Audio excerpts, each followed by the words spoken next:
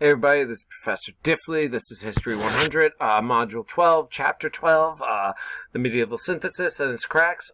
So pretty standard as most weeks. The only difference is there's only a quiz this week. No other assignment outside there. There's the usual textbook reading. The learning goals and objectives are here, and then required videos. Make sure to watch these videos, especially Magna Carta, the Mongols videos. Over a fifth of the questions on the quiz this week come from the required videos, so make sure you watch those. So, as usual, let's take a look at the slides, just an overview here. So the medieval synthesis and its cracks here in the mostly the 13th into the middle 14th century. So the medieval synthesis really does have to do with, this is an overview for it, of what was attempted in Christian Europe at this time in the arts and education, intellectual gains, and even the church is really synthesizing all knowledge and really reconciling the here and now, the present, the natural world with the heavens and the religions, really trying to make it all work together is a major goal here. And again, here's that sort of worldview. So to harmonize all ideas with Christianity and Christian doctrine and teachings. And so that's what the synthesis is when we take all these different ideas and put them together into one other, a new view, new concept, And so that is what was going on here with varying degrees of success. In some areas, this actually did work. In others, it was a stretch, literally, to put it together, right? You had to just assume or overlook some things, the arguments they made, the connections. But again, this is the goal over everything here. Another major overview for this chapter is the kings and popes, so the two most powerful political figures in the European world at this time, fighting over the limitations of their powers and authorities. In short, a major question here between the two is who is truly, who answers to whom? Do kings answer to popes, or do the popes answer to the kings? And, the idea that the kings have jurisdiction power in their own lands, specifically, that could override the popes. That will be something we'll see as a running theme throughout the entire chapter. The scholasticism, this is really the main philosophy, intellectual pursuit of the era, and this really has a lot to do with the worldview up there of what they were trying to do. Again, reconciling faith and reason, making all ideas from Christianity, Christian doctrine work with observations around the way the world works. And again, extending the power of rulers. Towards the end, you're going to see the cracks of the synthesis doesn't fully work. And you are going to see both sides, again, the kings and the popes, expand their power. In the end, for the time being, monarchs are going to, some of the monarchs are going to have expansion of their powers. And the popes, while they start out expanding their powers, we'll see by the end of this chapter, this era, they have actually lost some power. And switching over, so the church's mission here, overall aims in the 13th century, purify society. They really do mean. One of the beliefs of this era is that people who aren't following the rules impact the salvation of everyone. So it's not individual salvation, it's the human race, the people combined. And so there really is a belief in the church that they need to correct everyone for everyone's betterment, right? So correct heretics, those who don't go against the church's will, or what they'll believe is God's will, that they need to be corrected or punished severely to save us all, would be the idea. And really, just like heaven is supposed to be harmonious, they want to create that here in the real world. And there really is this reorder of the world in the image of heaven. And again, that is really a main point of the synthesis, is to get everything, that is for there not to be contradictions, and for it all to work together. And of course, as they're remaking the world in the image of heaven, this means that people would now have to follow the rules, the laws of God, of the religion. And it just so happens the Pope gets to set those rules and oversee them. So in many ways, connect this back to the overview. In many ways, then, this really is about papal authority, the expansion of it, to make the Pope more powerful than kings and emperors. Something that we'll see. And this begins with Pope Innocent III and the Fourth Lateran Council. So his background is he's the first university-trained Pope. And that is important because he's going to have a background in both theology and law. So this means that the Pope is not only going to have the theological background, the church laws, the God's laws, but he's also going to have the legal background to make these arguments of why they're more powerful than the kings, and they should be able to enforce this. And it begins with the creation again in this council, and again, really major part of this is to regulate everybody's lives. As I said earlier, the belief was at the time that salvation was not an individual thing, it was based on humanity. So this is to make sure everybody, all the lay people are those not part of the church, the regular people, not the clergy, is following the rules as laid in the God's laws, so that we could all be saved. And they really did expect people to work together to achieve this common goal, that this should be the main goal. Not the monarchs, fights over territory, and that it is for salvation. This is a greater goal than others have. And again, that's why they expected the emperors and kings to, as it says, subordinate the powers to the Pope's mission. So, and that is a big, powerful theological argument for the Pope. Again, it's more important than your petty squabbles. This salvation is the most important thing, and we should all work together, and the Pope will be in charge of directing that. So a skeptic might say that that's really the goal. It's a good argument about the salvation, especially if you're the Pope, to gain that power. And so they really did reform lots of laws, or what we're going to call canons here. These are the church policies, official ones. These to do with the sacraments, especially. Sacraments are the rituals and rites you undergo in the church, the Catholic Church. Here, attendance of Mass that go on Sundays to listen to again, it's like a sermon, but in the Catholic faith, it's just called the Mass. The idea of confessions, that you had to confess your sins at least once a year to a priest as a form of salvation. They also define the Eucharist, so this is the Holy Communion. This is when you take the wafer and the wine as the body and blood of Christ. This Lateran Council enforces the idea of transubstantiation.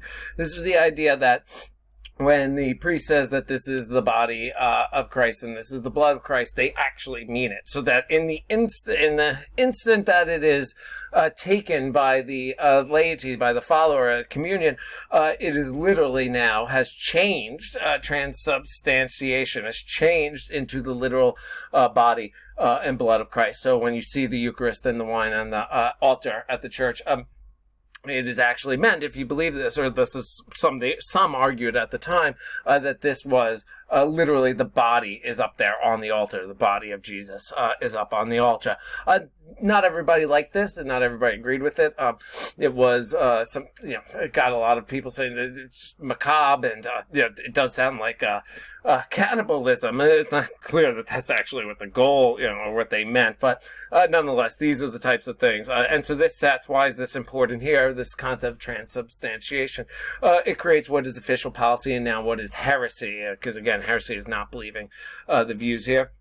Marriage. This was the idea that they control that the church had to bless the weddings.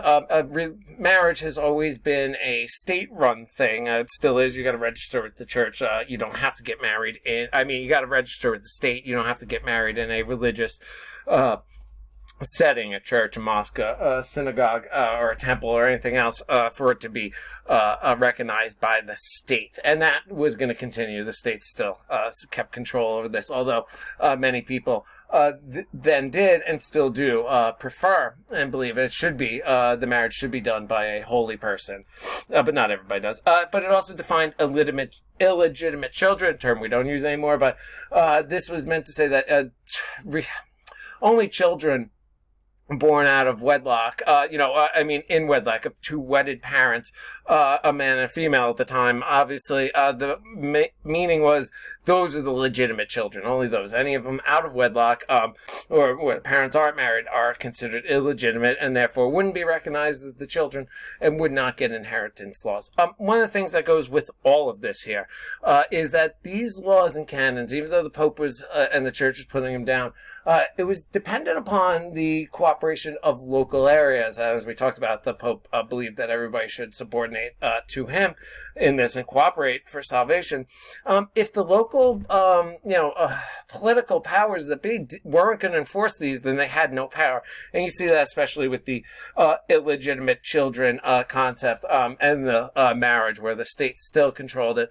But there are plenty of records of the lords and others taking children that were knowingly born in affairs outside of marriage and making them what they call legitimate, and leaving them fortunes and leaving them in their wills, including them in the family. So again, not all of this is fully accepted or enforced in other places. There was also significant portions of the Lateran Council's canons that dealt with Jewish people and heretics. And we're going to see this a little bit more in a few later slides about Jews, but treatment of Jews in Europe under the Fourth Lateran Council was that one thing is that the church required Jews to wear outward signs of their religion, and it is what it sounds like. So if you're familiar with the more modern part of history, the Holocaust, the Nazis in Germany had Jews wear yellow stars of David as symbols of so they could be identified by others and outsiders. And so the signs here differed by various locations. Some were squares, some were circles, different colors. Some places pointed hats, but that Jews should be outright seen. Now, why were they so worried about this? And why?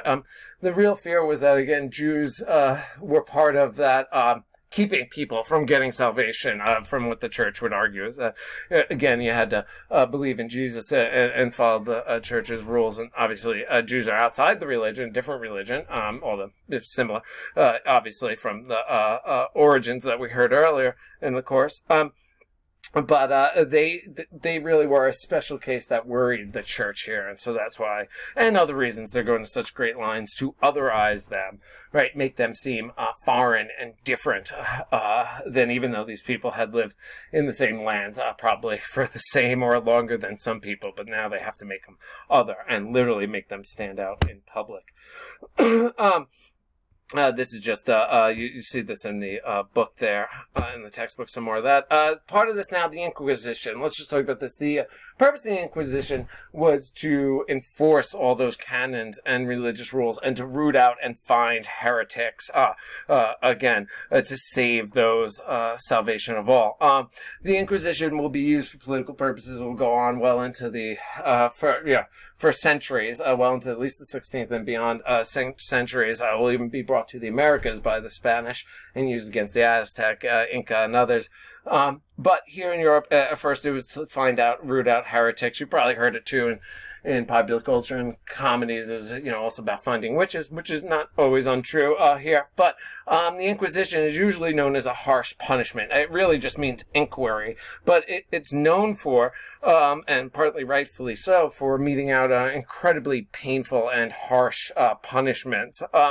And so the way they did this was, those who recanted and or did not know they possessed heretical ideas were treated relatively lightly. Now, one question I was is, how could someone not know that they possessed heretical views? What do they mean?